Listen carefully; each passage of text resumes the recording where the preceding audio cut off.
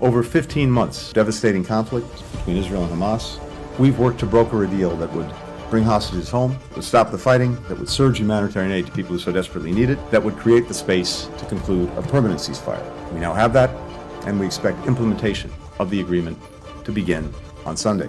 As President Biden said yesterday, after more than 400 days of struggle, a day of success has arrived. I want to thank our fellow mediators, Qatar and Egypt, for their extraordinary partnership. And I want to thank my colleagues, in particular, Jake Sullivan, Bill Burns, Brett McGurk, for their remarkable skill, tireless dedication over these many months of negotiation. This is a moment of tremendous relief for Israelis and Palestinians alike. The daughter of one hostage spoke for many when she said, "I can't wait to see them come back to their families. I'm so desperate to see them." A mother of 5 displaced from Gaza City said simply, "We are being reborn."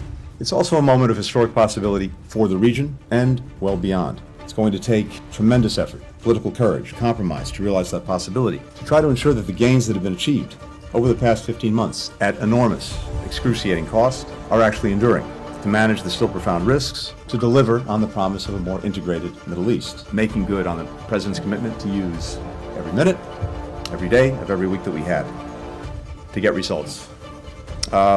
When I came down here on my first full day in office, back when I had a little bit less gray hair, as my daughter likes to point out, I spoke about how the work that we do to keep the American people and the world informed through you, with you, could not be more important. I'm happy to address your questions when we get to questions. Thank you.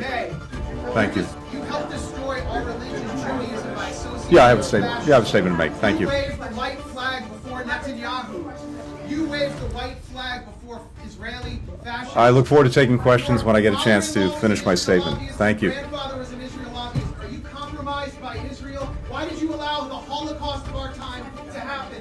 How does it feel to have your legacy be genocide?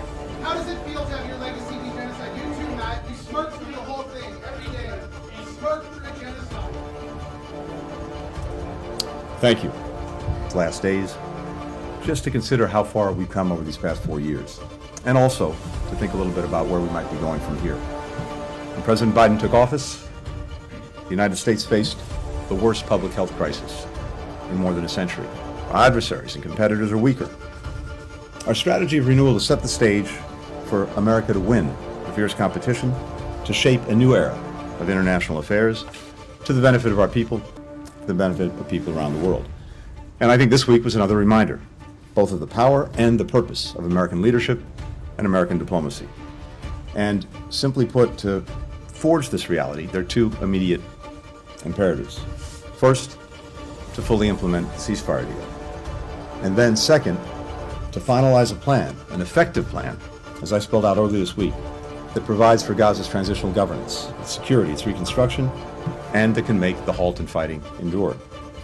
Delivering on these 2 priorities will in turn create the conditions for Israel and Saudi Arabia to normalize relations between them, which will require a credible pathway to a Palestinian state. On each of these imperatives, we've delivered concrete progress and we've laid a foundation for success, which we will hand over to the incoming administration. Together, they represent a historic opportunity to advance the long-term interests of the United States, our partners in the region, and around the Middle East. In Ukraine as well, we've seen the results of steadfast American leadership. We rallied and kept together some 50 countries to help Ukraine defend itself from Putin's war of aggression. Through Ukrainian courage and also Western resolve and firepower, Ukraine repelled Russia's invasion and took back half the territory it originally seized. We've marshaled commitments from countries around the world that will help Ukraine deter and defend against future attacks and stand on its own feet militarily, economically, democratically. If we sustain our support for Ukraine, if we continue to exacerbate Putin's growing manpower and economic dilemmas, we can continue to help Ukrainians gain leverage to negotiate a just and secure peace.